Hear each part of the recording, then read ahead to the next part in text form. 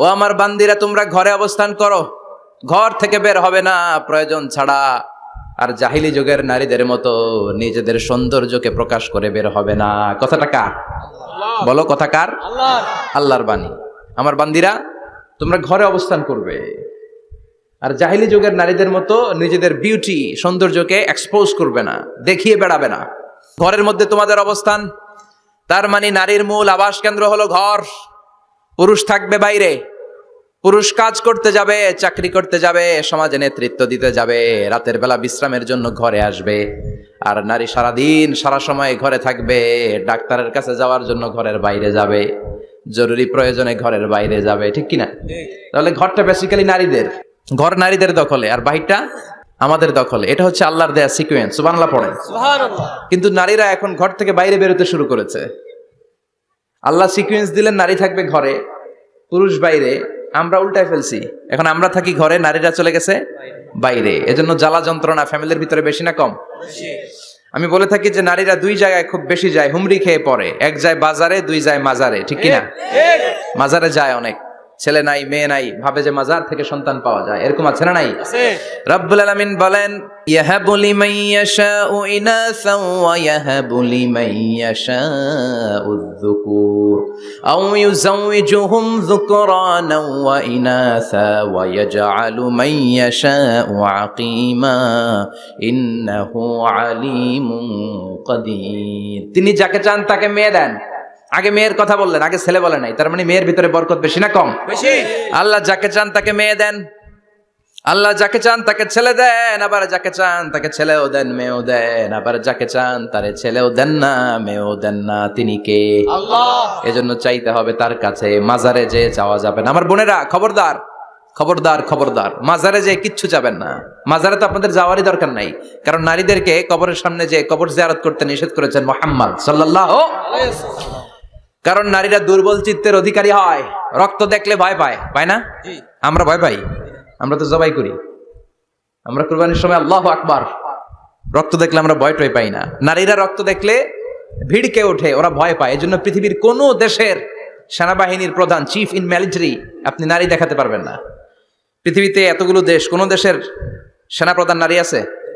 থাকলে আমরা জানান। কোন দেশের বিচারপতি নারী আছে? নাই। কারণ এই ডিসিশন গুলো নিতে হলে অনেক বড় মাথা লাগে, অনেক সাহস লাগে। কিন্তু নারীরা রক্ত দেখলে ভয় পেয়ে যায়। সুবহানাল্লাহ পড়েন। কি ব্যালেন্স আল্লাহ করে দিলেন। এই জন্য খবরদার, মাজারে যেয়ে কিছু চাওয়া যায় না। মাজারে পড়ে থাকা ব্যক্তিটা আপনার মতো এই ব্যক্তি। আল মাইয়িতু ফিল কবরি কাল গারিকু ফিল বাহরি। সাঁতার না জানা ব্যক্তি সাগরে পড়ে গেলে যেমন অসহায়, কবরে চলে গেলে মানুষ তেমন অসহায়। সে কিছু দিতে পারে না, বরং আপনি কবরের সামনে যে দোয়া করে তারে কিছু দিয়ে আসবেন, ঠিক কিনা? কথা বুঝতেছেন? এজন্য মায়েরা, বোনেরা, আবারও বলি, খেয়াল করে শুনবেন, মাজারে যাওয়া যাবে না, মাজার কেন্দ্রিক হওয়া যাবে না। চাইতে হবে কার কাছে? দিতে পারে একজন, তিনি কে? কেউ যেটা দেখে না দেখে কে? কেউ যেটা শোনে না শোনে কে? কেউ যেটা পারে না পারে কে? এজন্য চাইবো কার কাছে? 24/7 সবসময় দেওয়ার জন্য ধন ভান্ডার নিয়ে তিনি প্রস্তুত, কিন্তু আমরা চাই না। এজন্য মায়েরা, যারা এতদিন মাজার কেন্দ্রিক ছিলেন, এই অভ্যাসকে আপনারা পাল্টে ফেলেন। মাজারেও যাবেন না, বাজারেও যাবেন না। জরুরি প্রয়োজনে হিজাব মেনটেন করে বাজারে যাওয়া যেতে পারে, কিন্তু এই কাজটা মূলত পুরুষদের। কাদের কথা বলেন? এজন্য আল্লাহ বললেন, ওয়াকারনা ফি বুয়ুতিকুন, নারী তোমরা ঘরে থাকো। কিন্তু ঘরে না থেকে এখন বাজার কেন্দ্রিক, মাজার কেন্দ্রিক, ঘরে থাকতে চায় না। ঘরেই যে আল্লাহ কত দায়িত্ব দিয়েছে নারীদের। এক একটা ঘর এক একটা ফ্যামিলি, এক একটা ফ্যামিলি এক একটা ইনস্টিটিউশন, প্রতিষ্ঠান। আর এই প্রতিষ্ঠানের এমডি, ম্যানেজিং ডাইরেক্টর হচ্ছে এক একটা মহিলা। চিল্লা এখন ঠিক কিনা? রব্বুল আলামিন নারীদেরকে ঘরের এমডি বানালেন, বাড়ির এমডি, ম্যানেজিং ডাইরেক্টর। অনেক কিছু ম্যানেজ করতে হয়। ফুড ম্যানেজমেন্ট জানা লাগে, কুকিং ম্যানেজমেন্ট জানা লাগে, রেয়ারিং আপ দ্য চিলড্রেন জানা লাগে, ডিপ্লোমাসিও জানা লাগে।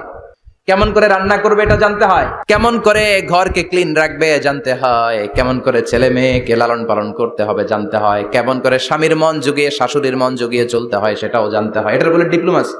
কূটনৈতিক জ্ঞান না থাকলে আরেক বাড়ির মাইয়া নতুন এক বাড়িতে যাইয়া সবার সাথে মিলেমিশে চলতে পারে? কথা কন। আপনার ডিপ্লোমেসি জানা লাগে, আপনার food management, cooking management, washing management, rearing up the children, চিলড্রেনদেরকে কিভাবে বড় করতে হয় এটা জানতে হয়। তো এত দায়িত্ব ধুইয়া, আপনার ম্যানেজিং ডাইরেক্ট দায়িত্ব দিয়ে আপনি বাইরে যান কেন? কথা বলেন। এজন্য আল্লাহ বললেন, ওয়াকারনা ফি বুয়ুতিকুন্না, ঘরে থাকবা। ঘরে থাকলে ওই ঘরটারে বরকতময় করে দেয় কে? আল্লাহ। দেখবেন যেই ঘরে নারী থাকতে পারে না ওই ঘরটা উস্কো খুস্কো, রুক্ষ, ভালোবাসার ছোঁয়া নাই, ওই ঘরের মধ্যে মাধুর্যতা নাই, প্রেম নাই, মমতা নাই, সব কেমন যেন অগোছালো। কারণ নারীর হাত পেলে একটা ঘর যেরকম সুন্দর হয়, নারীর হাত না লাগলে ঘরটাকে ওই রকম সুন্দর করে সাজানো যায়।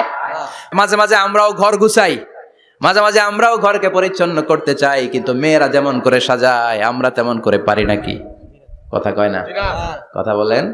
পারি পারি আমরাও মাঝে মাঝে রান্না করি, মহিলা রান্না করলে যেই স্বাদ হয় আমাদের তো এটা হয়। কথা বলেন।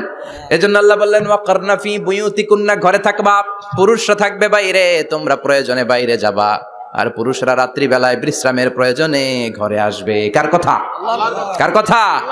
আবার আল্লাহ নারীদেরকে বললেন চোখ নামাও, আমাদেরকেও বললেন চোখ নামাও, তাদেরকেও বললেন চোখ নামাও। ওয়াকুল্লিল মুমিনাতি ইয়াগদুদনা মিন আবসারিহিন, ও নবী নারীদেরকে বলেন তারাও যেন পরপুরুষ দেখলে চোখ নামিয়ে রাখে। ওয়া ইয়াহফাজনা ফুরুজাহুন্না, তারা যেন তাদের প্রাইভেটসকে হেফাজত করে।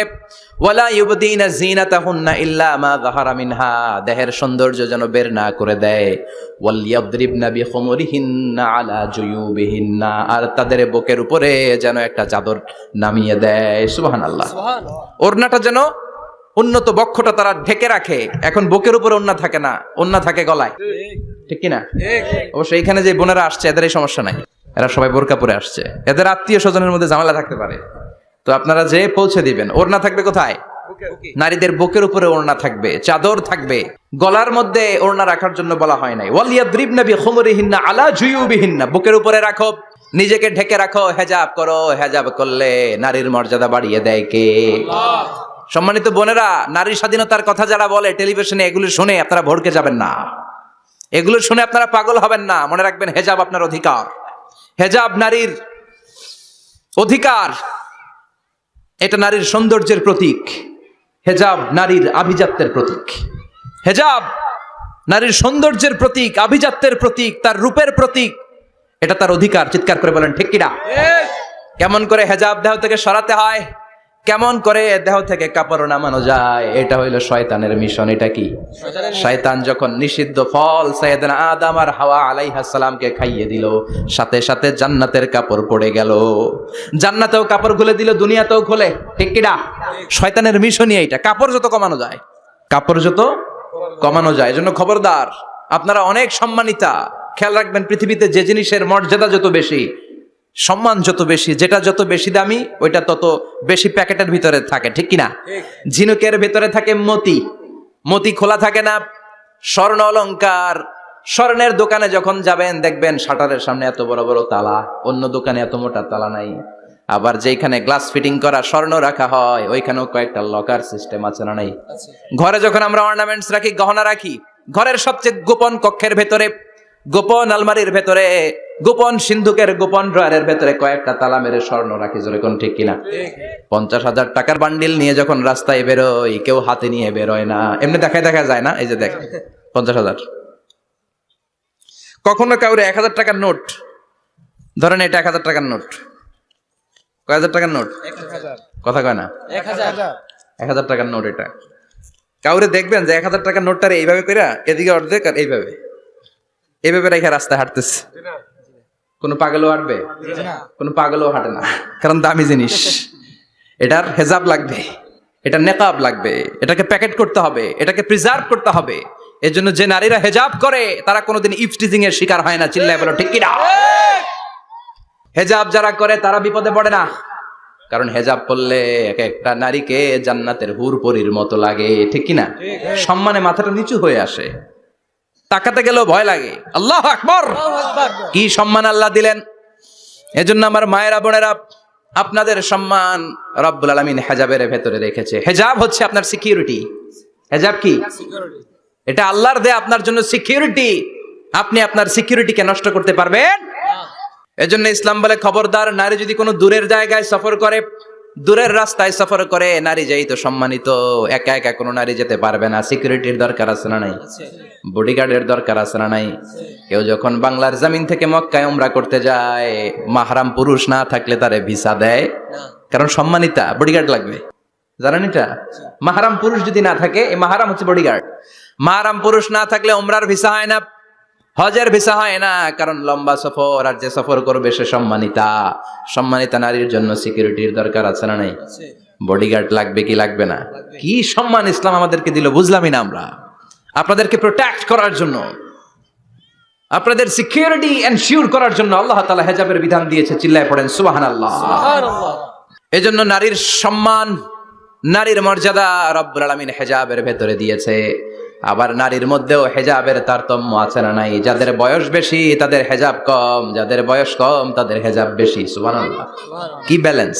কিন্তু রাস্তায় দেখবেন নানির হাতে হাত মোজা, নানি নাতনি, নানির হাত মোজা আছে, পা মোজা আছে, গায়ে বোরকা আছে দুইটা, সাথে ষোড়শী অষ্টাদশী তরুণী তন্নি যুবতী নাতনিটার বুকের মধ্যে কাপড় নাই, গলায় আছে ওড়না, আছে না নাই? তার মানে পুরাই উল্টা। দরকার ছিল নাতনির হাতে মোজা, পায়ে মোজা, দুইটা বোরকা, নানির গায়ে কাপড় না থাকলেও সমস্যা নাই। হালকা কাপড় পরে নানি বের হইছে, সমস্যা নাই। কোন রকম চাদর গায়ে দিয়ে নানি বের হইছে, সমস্যা নাই। কিন্তু নাতনির গায়ে বোরকার দরকার আছে না নাই? হাত মোজা, পা মোজার দরকার আছে না নাই?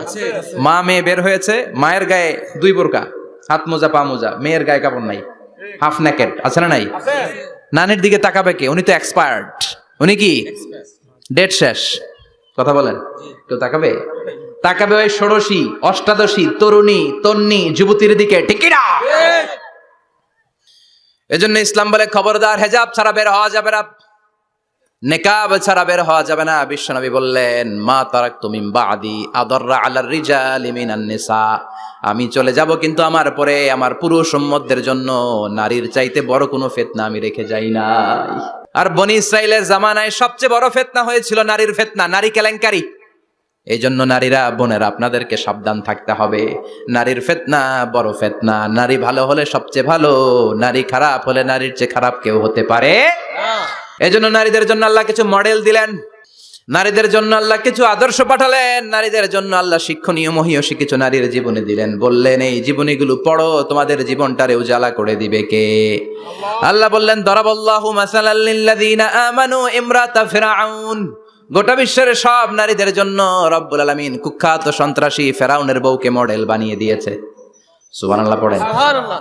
কাফেরের বউ মুমিন নারীদের মডেল, আবার নবীর বউ কাফের নারীদের মডেল, আছে না নাই? নূহ আলাইহিস সালাম আল্লাহর সব চাইতে প্রিয় নবী, প্রিয়দের একজন, কিন্তু তার বউ কাফেরদের মডেল। আর কুখ্যাত সন্ত্রাসী ফেরাউন, তার বউ আসিয়া মুমিন নারীদের মডেল। আল্লাহু আকবার। 6 জন নারীর জীবনীর কথা আমি রেকমেন্ড করি, সাজেস্ট করি যে 6 জন নারীর জীবনী মুখস্থ, ঠোঁটস্থ, অন্তস্থ থাকতে হবে প্রতিটা নারীর জন্য। আশা করি মায়েরা, বোনেরা শুনছেন, আশা করি আপনারা কান লাগিয়ে শুনছেন, অনুধাবন করার চেষ্টা করছেন। আপনাদের জন্য 6 জন নারীর জীবনী পড়া অবধারিত। সংক্ষেপে বলবো, কয়জন? 6 জন। গুনেন। 1 নম্বরে হচ্ছে হাজার, উম্মে ইসমাইল, সাইয়েদনা ইব্রাহিমের বউ, সাইয়েদনা ইসমাইল আলাইহিস সালামের আম্মা, নাম হলো হাজার। আমরা বলি বিবি হাজেরা, আমরা কি করি? হাজেরা আছে না? এই প্যান্ডেলেও হাজেরা নামে 2-1 জন বোন থাকতে পারে। আসলে নামটা হচ্ছে হাজার। নামটা কি? হাজার। হাজার। এই হাজার হচ্ছে আপনাদের 1 নাম্বার মডেল। 2 নাম্বার কুখ্যাত সন্ত্রাসী ফেরাউনের বউ আসিয়া আপনাদের 2 নাম্বার মডেল। 3 নম্বরে ঈসা আলাইহিস সালামের আম্মা মারিয়াম আলাইহিস সালাম আপনাদের মডেল। বিশ্বনবীর প্রথম বউ খাদিজা আপনাদের মডেল। বিশ্বনবীর একমাত্র কুমারী বউ মা আয়েশা আপনাদের মডেল। আর বিশ্বনবীর কলিজার টুকরা সাইয়্যিদাতুনা ফাতিমা আপনাদের জন্য মডেল। সুবহানাল্লাহ পড়েন। কয়জন? 6 জন। জোরে বলেন। 6 জন। প্রথমে কার নাম বলেছি? হাজার। দ্বিতীয় আসিয়া, 3 নাম্বার মারিয়াম, 4 নাম্বার খাদিজা, 5 নম্বরে আয়েশা, 6 নম্বরে ফাতিমা। সুবহানাল্লাহ পড়ে। বিশ্বনবী বলেছেন, কামুলা মিনার রিজালে কাসির, পুরুষদের মধ্যে কামেল পুরুষের অভাব নাই। ওয়ালাম ইয়াকমুল মিনান নিসা ইল্লা 4, নারীদের মধ্যে কামেল নারী হচ্ছে 4 জন। কয়জন? 4 জন। এরপরে আবার বাড়ালেন আয়েশার কথা, আবার বাড়ালেন ফাতেমার কথা, মোট হয়ে গেল 6 জন। সুবহানাল্লাহ পড়েন। মোট কয়জন? 6 জন। আসুন এই 6 জনের জীবনী থেকে একটা একটা করে শিক্ষা আমরা মনে রাখার চেষ্টা করি, তাহলে জীবন উজালা হয়ে যাবে। কয়টা করে শিক্ষা? হাজার আলাইহিস সালাম, ওনার জীবনী থেকে শিক্ষা হচ্ছে তাওয়াক্কুল আলাল্লাহ, বিপদে আপদে সবসময় ভরসা কার উপর? আল্লাহর উপর। আমাইয়াতাওয়াক্কাল আলাল্লাহি ফাহুয়া হাসবু, যে ব্যক্তি আল্লাহর উপর ভালো করে তাওয়াক্কুল করে একমাত্র আল্লাহই তার জন্য যথেষ্ট হয়ে যায়। সুবহানাল্লাহ। সুবহানাল্লাহ পড়ছেন? পড়েন সুবহানাল্লাহ। হাজার আলাইহিস সালাম, ওনার জীবনী থেকে শিক্ষা হচ্ছে আল্লাহর উপর তাওয়াক্কুল। সাইয়েদনা ইব্রাহিম আলাইহিস সালাম সাইয়্যিদাতুনা হাজারকে নিয়ে, দুধের বাচ্চা ইসমাইলকে নিয়ে মক্কার মরুজমিনের মাঝখানে রেখে আসলেন। মানুষ নাই, প্রাণী নাই, খাওয়ার পানি নাই, কোনো পশু পাখি নাই, আকাশের পাখিও নাই, কেউ নাই, একটা মাত্র পানির মশক। একটা মশকের ভেতরে সামান্য কিছু পানি। দুধের বাচ্চা ইসমাইলকে নিয়ে সাইয়্যিদাতুনা হাজার দাঁড়িয়ে রইলেন। কোনো কথা না বলে বিবি আর বাচ্চাকে রেখে চলে যাচ্ছেন। চোখের পানি ছেড়ে সাইয়্যিদাতুনা হাজার ডেকে বললেন, ইব্রাহিম একটু দাঁড়াও। কথা নাই, বার্তা নাই, কিছুই বললা না। কি আমার অপরাধ? কেন এই ধুধুমরু প্রান্তরে আমাকে দুধের বাচ্চাটারে রেখে গেলা? শুধু একটা কথাই জানতে চাইবো, এই যে আমাদেরকে রেখে পাষণ্ডের মতো তুমি চলে যাও, এটা কি তোমার নিজের ইচ্ছায় নাকি আল্লাহর ইচ্ছায়? সাইয়েদনা ইব্রাহিম কোনো কথা না বলে শুধু প্রশ্নের উত্তর দিলেন, বললেন আল্লাহর ইচ্ছায়। কার ইচ্ছায়? নবীরা নিজের ইচ্ছায় কিছু করে না, যেটাই করে করে কার ইচ্ছায়? সাইয়্যিদাতুনা হাজার বললেন, ইযান লা ইউদাইয়ুনাল্লাহ, তোমার ইচ্ছায় যদি আমাদেরকে রেখে না যাও, আল্লাহর ইচ্ছায় যদি রেখে যাও, তাহলে আমার ভরসা আছে আল্লাহ আমাদেরকে নষ্ট হতে দিবে না, আল্লাহ আমাদেরকে কোনো কষ্ট দিবে না, আমার আল্লাহই আমার জন্য যথেষ্ট। সুবহানাল্লাহ। আপনারে মায়েরা যারা আছেন, আপনাকে আর আপনার দুই সন্তানকে নিয়ে আপনার স্বামী সিলেটের হাকালুকি হাওরের মাঝখান দিয়ে রেখে আসছে। কি করবেন? পিছনে পিছনে দৌড়াবেন, গালাগালি শুরু করবেন। যদি বলে আল্লাহর ইচ্ছায় তোমারে রেখে গেলাম, জীবনেও মানতে চাবেন না, বলবেন তোরেও বাদ দিলাম, তোর আল্লাহরেও বাদ দিলাম। আছে না নাই? কিন্তু সাইয়্যিদাতুনা হাজার কেমন নারী ছিলেন, একটা টু শব্দ করেন নাই। শুনতেছেন? কেন ইমাজিন, কল্পনা করতে পারেন? ধুধুমরু প্রান্তর, খাওয়ার কিছু নাই, পান করার কিছু নাই, কথা বলার মতো একটা মানুষ নাই, রৌদ্রের তাপ মরুভূমির বালুর উপরে এমন ভাবে পড়ে। সৌদি আরবের মরুভূমি যারা দেখেছেন, প্রচন্ড বালুর মধ্যে চাল রেখে দিলে চালগুলো মুড়ি হয়ে যায়। ওই প্রচন্ড মরুভূমির মধ্যে দাঁড়িয়ে বললেন, যদি আল্লাহর ইচ্ছা হয়, আমার আল্লাহ আমার জন্য যথেষ্ট। ঠিকই আল্লাহ যথেষ্ট হয়েছেন। এই মহিলাকে দিয়ে মক্কা আবাদ হয়েছে। মক্কায় কোনো মানুষ থাকতো না, এখন মক্কায় গেলে জায়গা পাওয়া যায়। 25 লক্ষ লোক আমরা হজ করেছি এবার। প্রতিদিন 3 লক্ষ 4 লক্ষ মসজিদুল হারাম একসাথে জামাত। জুমার নামাজের দিন 5 লক্ষ 7 লক্ষ 10 লক্ষ হয়ে যায়। এতগুলো মানুষ আগে ছিল না। সব হলো সাইয়্যিদাতুনা হাজারের ইমানের ফসল। সুবহানাল্লাহ। এই নারী এখানে থাকলেন আল্লাহর উপর ভরসা করে, ইমানের পরীক্ষা দিতে লাগলেন। একদিনের ব্যবধানে খাওয়ার পানির মশকের পানি শেষ। ইসমাইল আলাইহিস সালামের পায়ের ধাক্কায় জমজমের পানি এলো। জুরহুম নামক একটা গোত্র যাচ্ছিল, তারা এসে ওনার হাতে মরিদ হলো। সুবহানাল্লাহ। তারা এসে বলল, আমাদেরকে শুধু জমজমের পানি খেতে দেন, আপনি যা বলবেন সব আমরা মেনে নিলাম। শুরু হলো মক্কার আবাদ। হাজার হাজার মানুষ বাড়তে শুরু করলো, মক্কা শহরের এক্সপানশন হলো। গোটা বিশ্ব থেকে লক্ষ লক্ষ মানুষ এখন মক্কার দিকে ছুটে চিল্লায় বলেন, ঠিক কিনা? এই জন্য আমার মায়েরা অনেক লম্বা জীবনী। তার একটা ঘটনাই বললাম, সাইয়্যিদাতুনা হাজার, ওনার জীবনী থেকে আমার মায়েদের বোনেদের জন্য শিক্ষা, তাওয়াক্কুল আলাল্লাহ।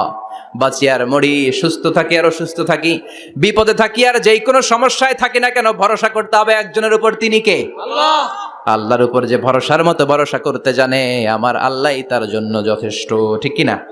তাহলে হাজার থেকে আমার বোনদের জন্য শিক্ষা হচ্ছে, তাওয়াক্কুল করব আমরা কার উপরে?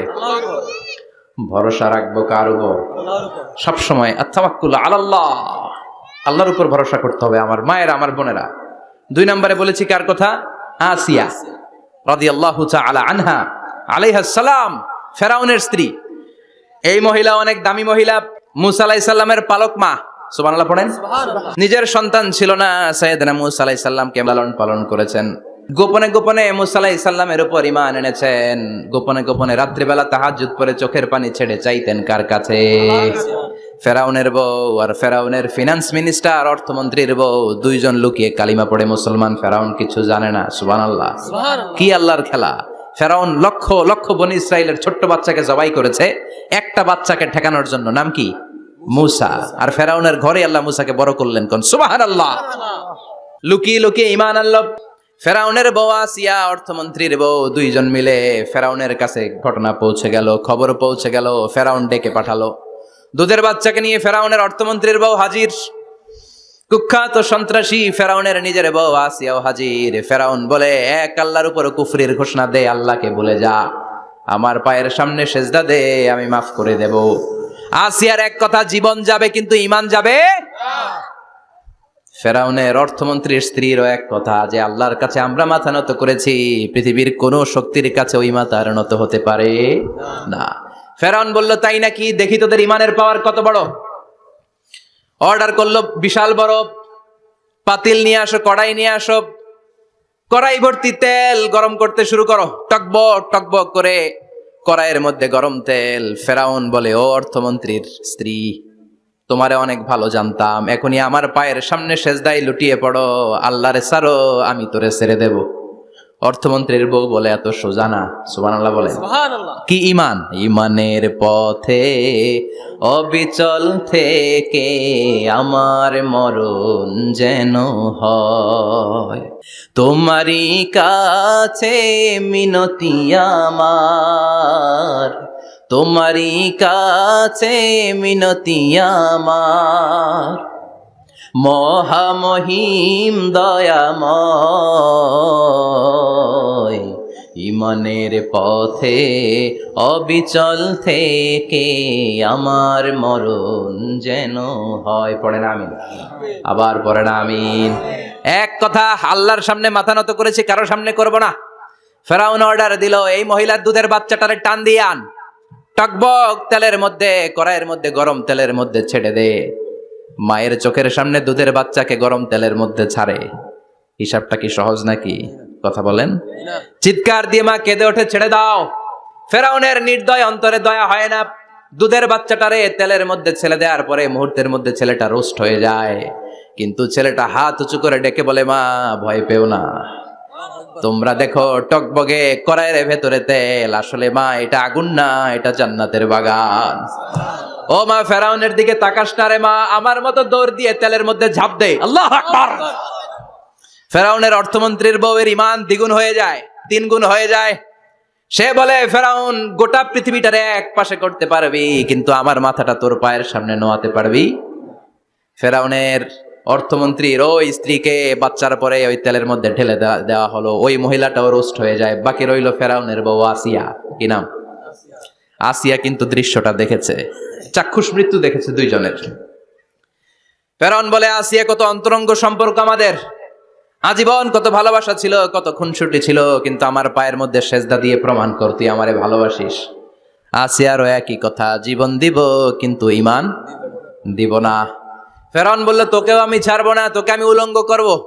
হাজার হাজার মানুষের সামনে আসিয়ার কাপড় টেনে নেওয়া হলো, তক্তার মধ্যে শুইয়ে, তক্তার মধ্যে হাতে পায়ে পেরেক মারা হলো। হাতের এই পাশ দিয়ে পেরেক ঢুকে ওই পাশ দিয়ে বেরোয়, তক্তার এ পাশ দিয়ে ঢুকে ও পাশ দিয়ে বেরোয়, ফিনকি দিয়ে রক্ত বের করে। আসিয়া সহ্য করতে না পেরে ডেকে বলে, আল্লাহ, ফেরাউন থেকে তুমি আমারে বাঁচাও। এই দোয়াটা সূরাতুত তাহরিমে আল্লাহ সরাসরি কোট করেছেন, রব্বিবনিলি ইনদাকা বাইতান ফিল জান্নাহ। ও আল্লাহ মালিক, তোমার পাশে জান্নাতে একটা ঘর বানায়া দিও। এরকম একটা সঙ্গীত আছে না নাই? এই সঙ্গীতটা সরাসরি সূরাতুত তাহরিম আসিয়ার দোয়া থেকে কোট করা হয়েছে। পড়েন সুবহানাল্লাহ। মালিক তুমি জান্নাতে, তোমার পাশে আমায় একটি ঘর বানিয়ে দিও, একটি ঘর বানিয়ে দিও, সে বিভীষিকাময় মহাদিনে তোমার প্রতিবেশী করে নিও।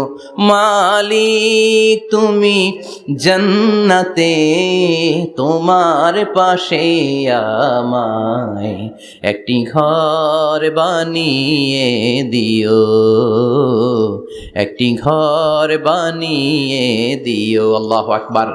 সেই 5000 বছর আগের দোয়া আজও আমরা তাফসীর মাহফিলে গান বানিয়ে বলি। 5000 বছর আগের কথা আজও আমরা কোরআনের আয়াত হিসেবে পড়ি। আল্লাহু আকবার।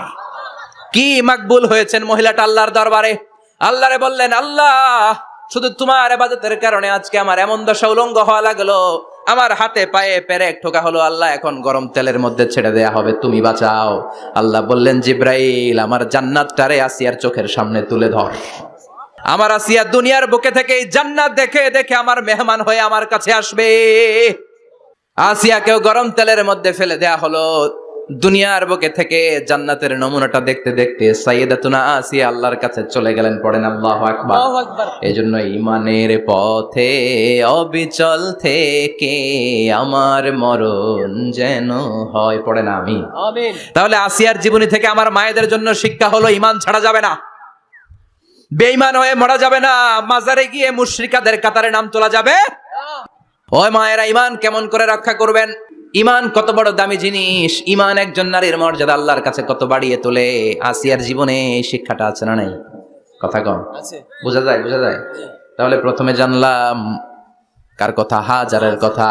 হাজারার জীবনী থেকে শিক্ষা ছিল তাওয়াক্কুল করতে হবে একজনের উপর, তিনি কে? আল্লাহ। আসিয়ার জীবনী থেকে আমরা কি শিখলাম?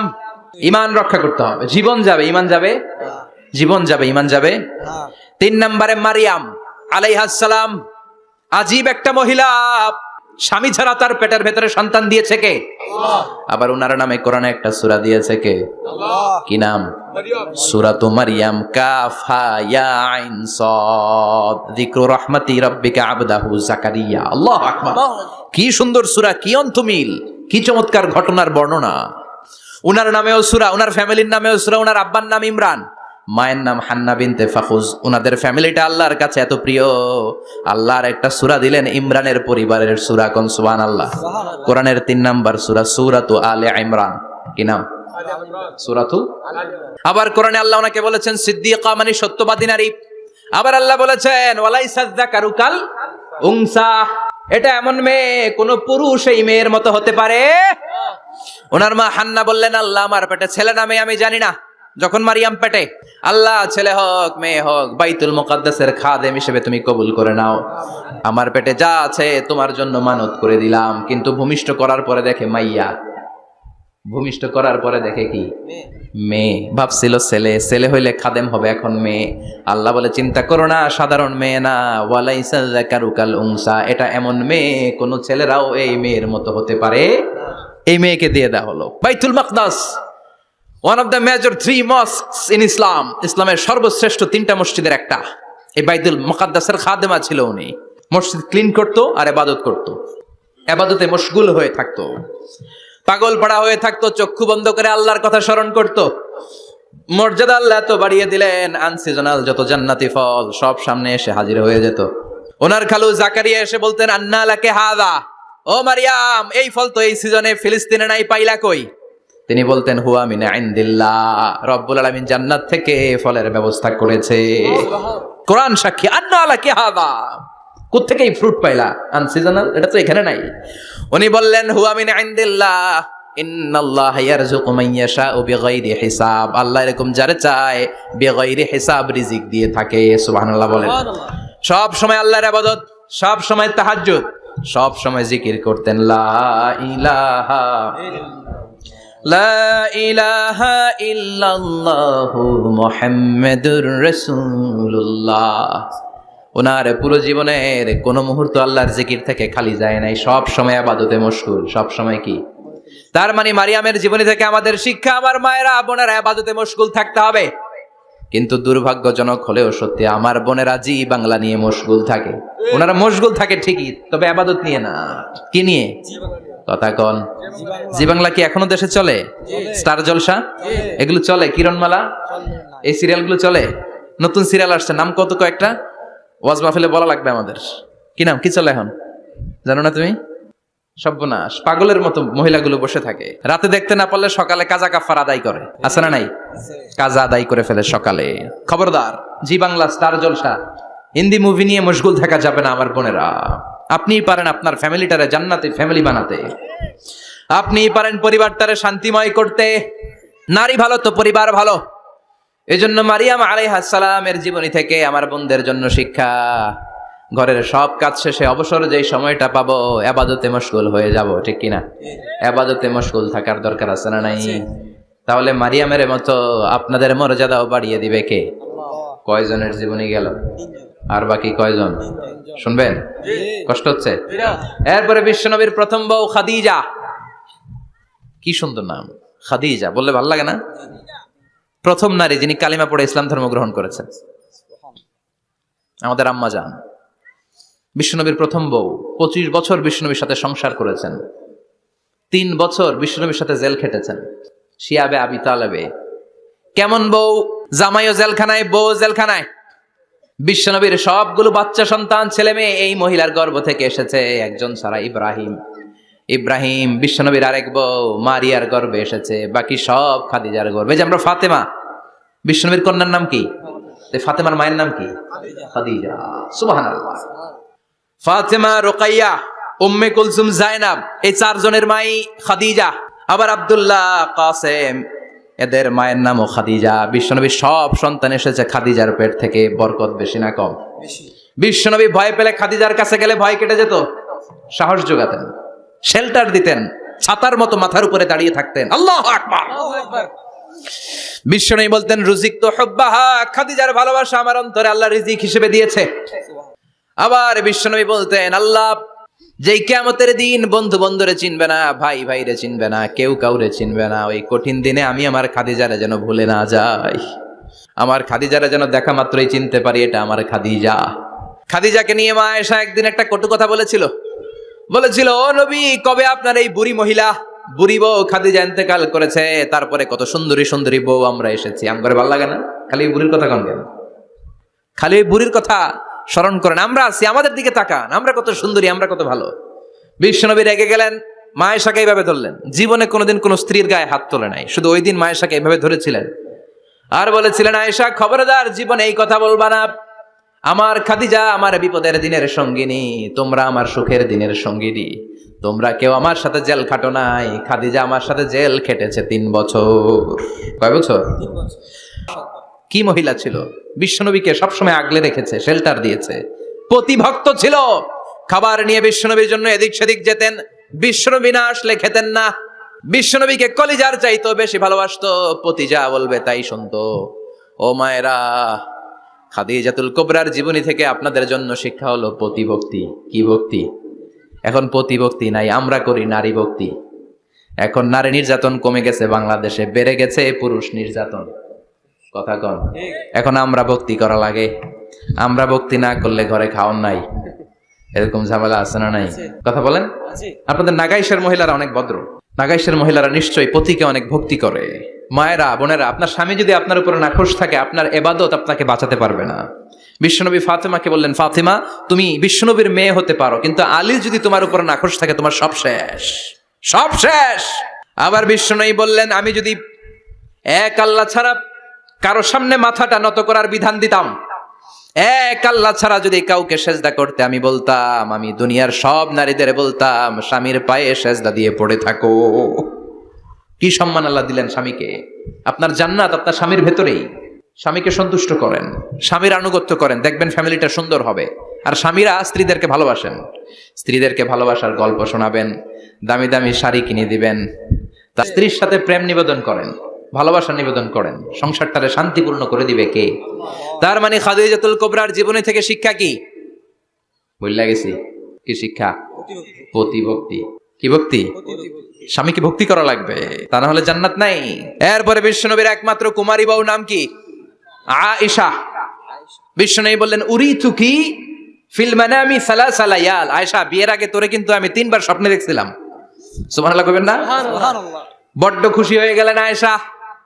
এরপরে বললেন, 3 বার স্বপ্ন দেখার পরে তোমার ব্যাপারে মনের মধ্যে কেমন কেমন যেন ভালো লাগে। তারপরে একটা ছোট্ট কাগজের মধ্যে, জান্নাতি কাগজ, রেশমি কাপড়ের মধ্যে তোমার চেহারাটা এনে জিব্রাইল বললেন, দেখেন নবী কেমন লাগে। আমি কইলাম, ভালো লাগে। কার মেয়ে? আপনার বন্ধু আবু বকরের মেয়ে, বিয়ে করবেন নাকি?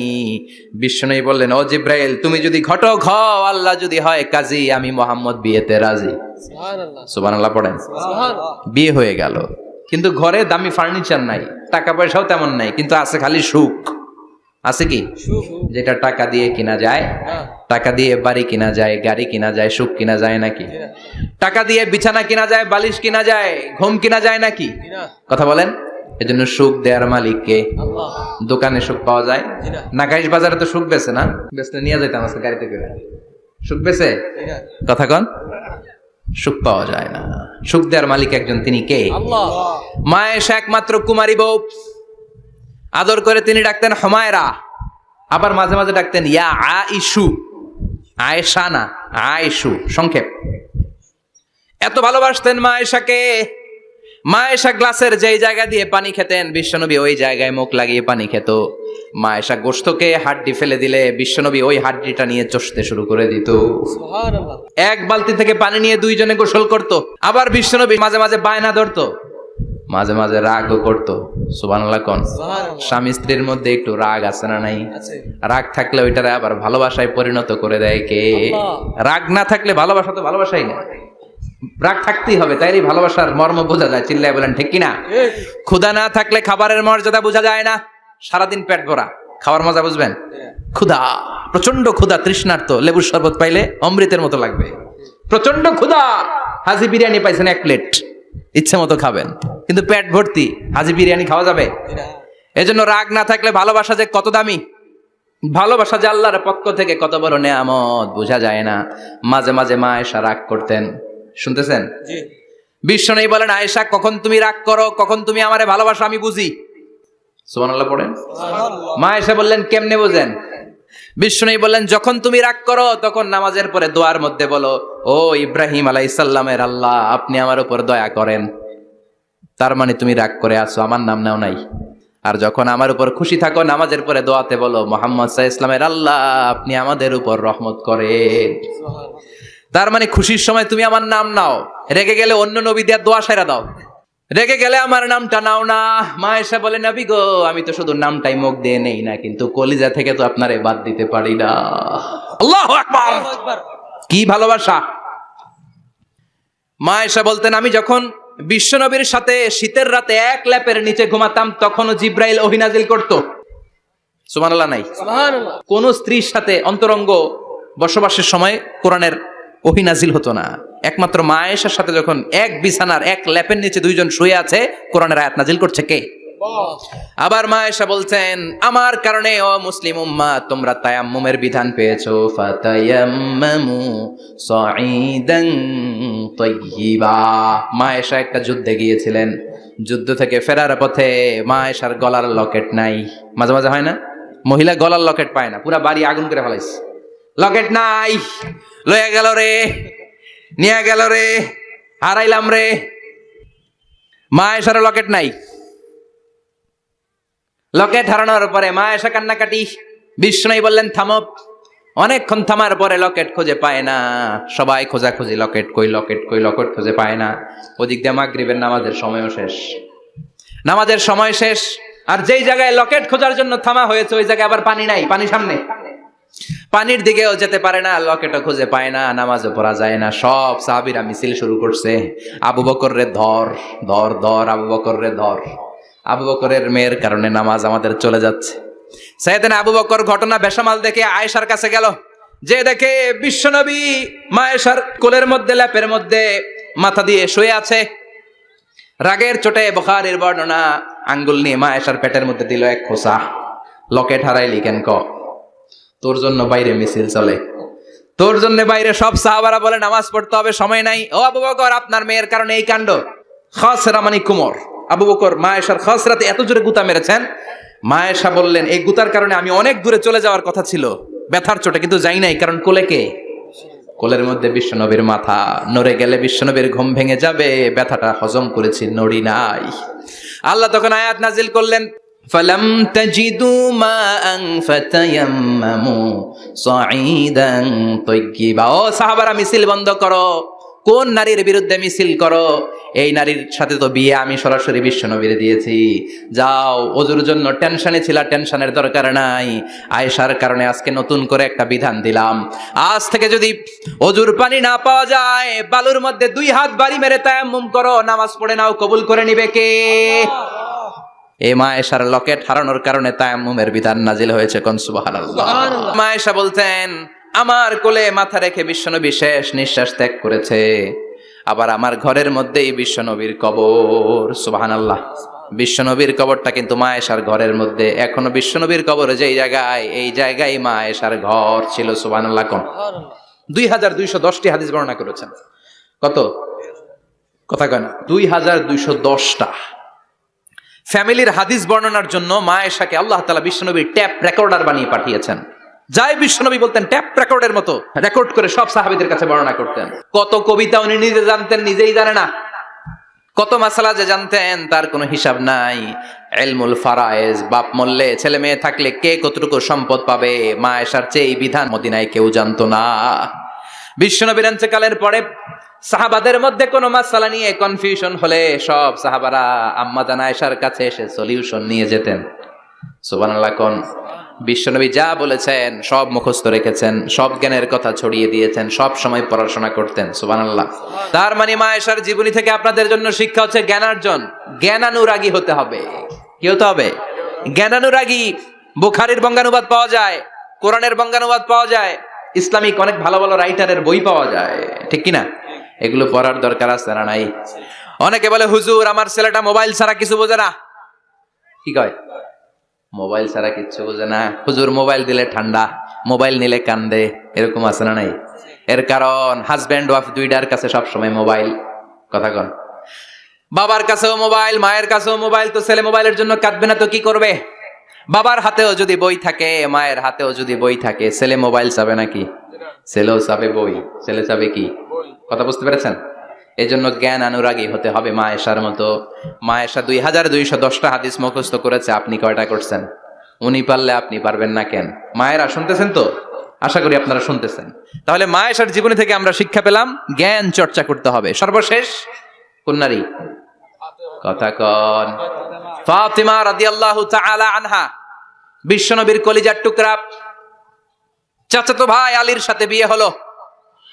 আলী যখন প্রস্তাব দিল ফাতেমার কাছে, যে বলে ও ফাতেমা রাজি আছো কিনা, চুপচাপ কথা কয় না। বিশ্বনবী বুঝলেন রাজি, দুইজনকে বিয়ে পড়িয়ে দিলেন।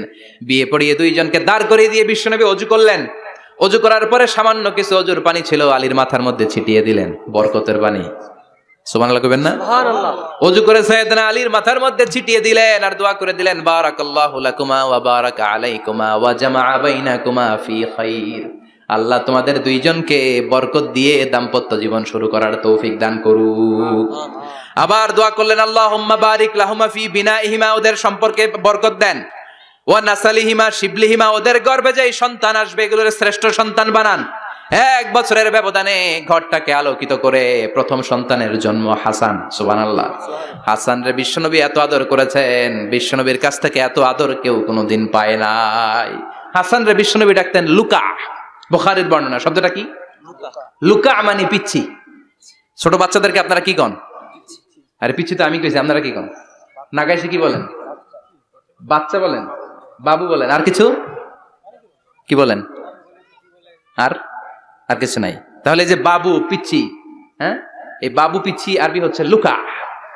বিশ্বনবী ফাতেমার ঘরে এসে বলতেন, আইনাল লুকা, পিচ্ছিটা কই রে?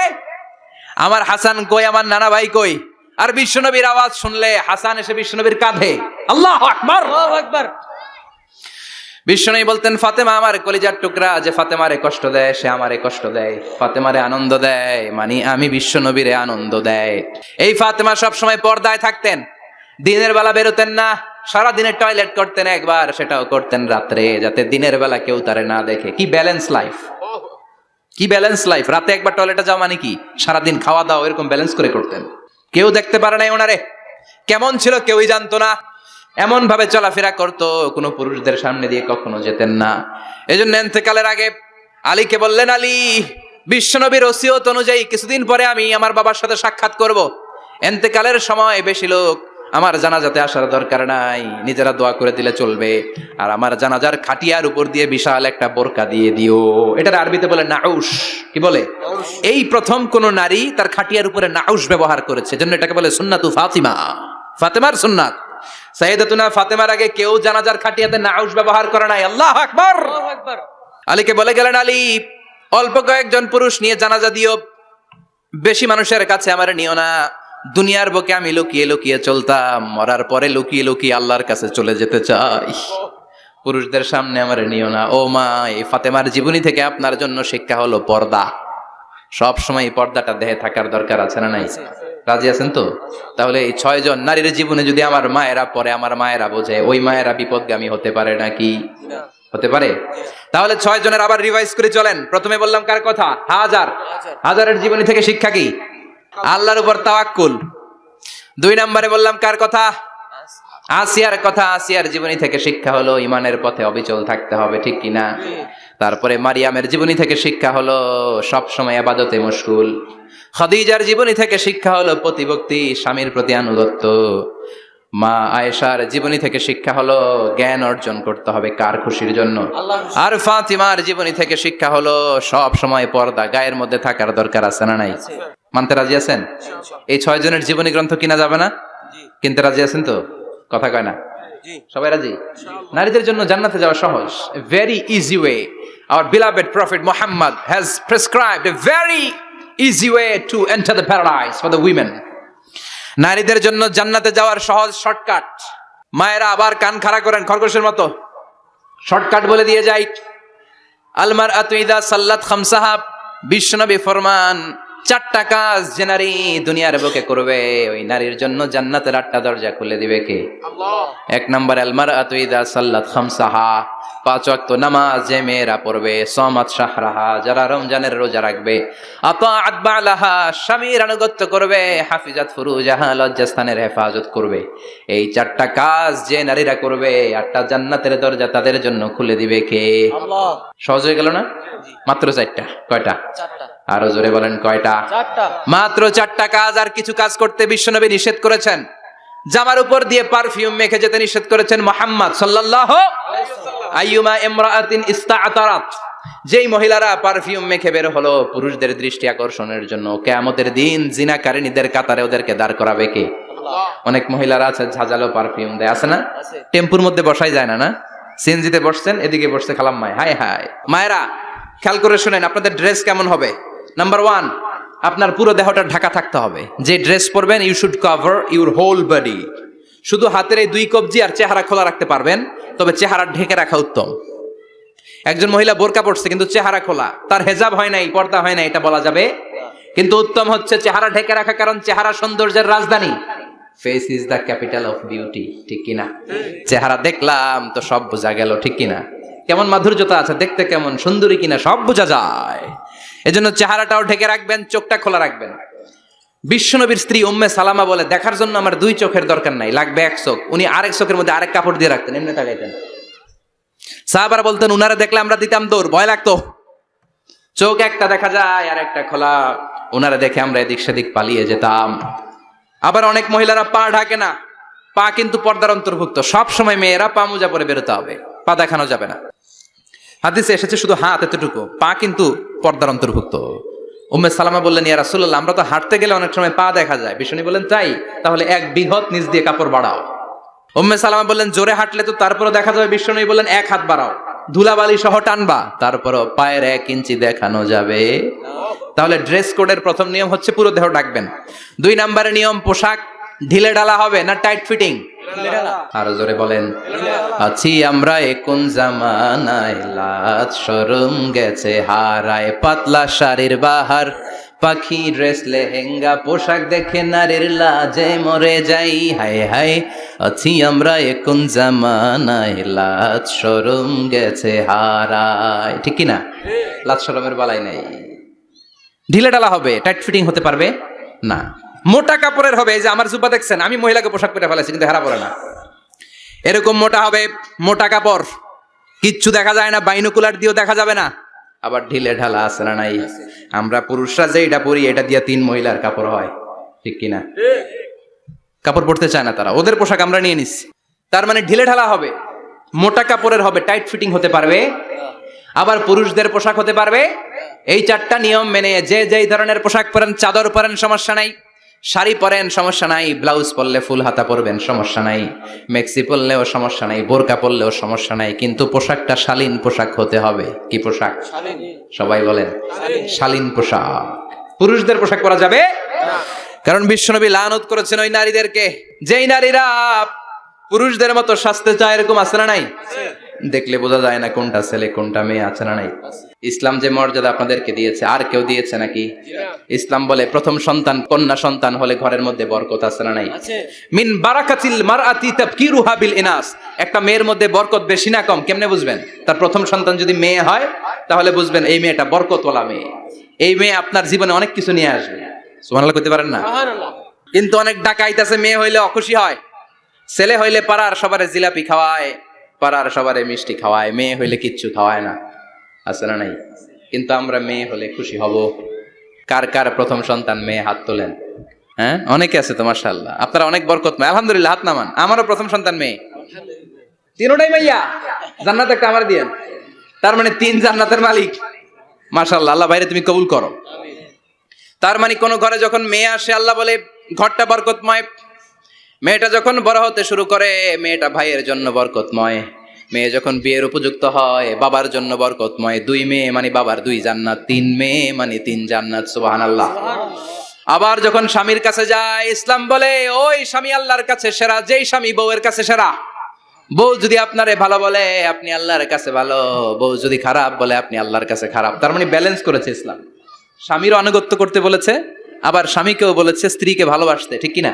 কথা বলেন। এবার আরেকজনের স্ত্রী, ইসলাম বলে তোমার হাত যদি বউয়ের হাতের সাথে মিলাও, 2 হাতের সগীরা গুনাহ মাফ করে কে? স্ত্রীর দিকে যখন তাকাও, তোমার চোখের সগীরা গুনাহ মাফ করে কে? প্রতি মাসে মাসে স্ত্রীর কাপড় চোপড় আর কসমেটিক্স কেনার জন্য যে টাকাটা দাও, এই টাকাটা সদকা হিসেবে কবুল করবে কে? এবার এই মহিলা গর্ভবতী, ইসলাম বলে সন্তান ভূমিষ্ঠ করতে যে যদি কোনো মা ডেলিভারি কেসে হসপিটালে মারা যায় কিংবা বাসায় মারা যায়, কিয়ামতের দিন ওই মহিলাকে শহীদদের কাতারে দাঁড় করায় দিবে কে? বাচ্চা ভূমিষ্ঠ করতে যে শাহিদা, শহীদদের কাতারে। আর সুন্দর মতো যদি আসে, আল জান্নাতু তাহতা আকদামি উম্মাহাতিকুম, মায়ের পায়ের নিচে সন্তানের বেহেশত আছে না নাই? জোরে বলেন। এজন্য ইসলাম বলে খবরদার, মায়ের মর্যাদা সবচেয়ে বেশি। এক সাহাবী বললেন, ইয়া রাসূলুল্লাহ, কার সাথে ভালো আচরণ করব, বাবার সাথে নাকি মায়ের সাথে? নবী বললেন মায়ের সাথে, এরপরে মায়ের সাথে, তারপরে মায়ের সাথে, তারপরে কার সাথে? তারপরে তোমার পিতার সাথে। মায়ের মর্যাদা কয় গুণ বেশি? ওগো মা, তুমি এই ধরনের শ্রেষ্ঠ নিয়ামত, তোমারই পদ তলে রয়েছে জান্নাত। ওগো মা, তুমি এই ধরনের শ্রেষ্ঠ নিয়ামত, তোমারই পদ তলে রয়েছে জান্নাত। সুবহানাল্লাহ। আমি বলি আমাদের পায়ের নিচে থাকে মোজা, জুতা আর বালু, আর মহিলাদের পায়ের নিচে জান্নাত। এই পৃথিবীটারে 1000 বার বিক্রি করলে জান্নাতের একটা চেয়ারের দাম হবে না। সুবহানাল্লাহ পড়েন। আর যেই জান্নাত মায়ের পায়ের নিচে পড়ে আছে, ওই পায়ের দাম বেশি না কম? বেশি। এজন্য মায়েদের সাথে ভালো আচরণ করতে হবে। ইসলাম নারীকে দিয়েছে ইবাদতের অধিকার। নারীরা যদি মহিলা সমাবেশে যেতে চায়, কোনো পুরুষ বাধা দিতে পারবে? নারী যদি মসজিদে নামাজ পড়তে যেতে চায়, বাধা দিতে পারবে? নাগাই শিখে আছে মহিলাদের নামাজের জায়গা? করেন নাই আপনারা? করেন, আস্তে আস্তে করেন, আস্তে আস্তে করতে হবে। তারা অনেক সময় বাইরে বের হয়, বাসায় আসতে আসতে নামাজের সময় হয়ে গেছে। কই পড়বে নামাজটা? মসজিদে সুযোগ করে দেন, মসজিদে পড়বে। তবে ঘরে পড়া উত্তম, ঘরে পড়লে বেশি সওয়াব। সুবহানাল্লাহ। তার মানে ইবাদতের অধিকার ইসলাম নারীকে দিয়েছে, শিক্ষার্জনের অধিকার। আপনার ছেলেকে স্কুলে পাঠান, শুধু ছেলেকে নয়, আমরা বলি আপনার ছেলেকেও পাঠান, মেয়েকেও পাঠান। ঠিক কিনা? আপনার ছেলেকে মাদ্রাসায় পাঠান, মেয়েকেও পাঠান। শিক্ষা সবার জন্য। বিষ্ণু বলেছেন, আল্লিমু বানাতাকুম সূরাতান নূর, তোমরা তোমাদের মেয়েদেরকে সূরা নূর শিখাও। কোন সূরা? কথা কন। ও আমার মায়েরা, আপনাদের জন্য রব্বুল আলামিন সব হকের কথা সূরাতুন নূরে বলেছে। আল্লিমু বানাতাকুম সূরাতান নূর, তোমরা তোমাদের নারীদেরকে সূরাতুন নূর শিক্ষা দাও। ও আমার মায়েরা, আজ থেকে সূরাতুন নূরের অর্থ পড়বেন, তাফসীর পড়বেন, ঘরটারে বরকতময় করে দিবে কে?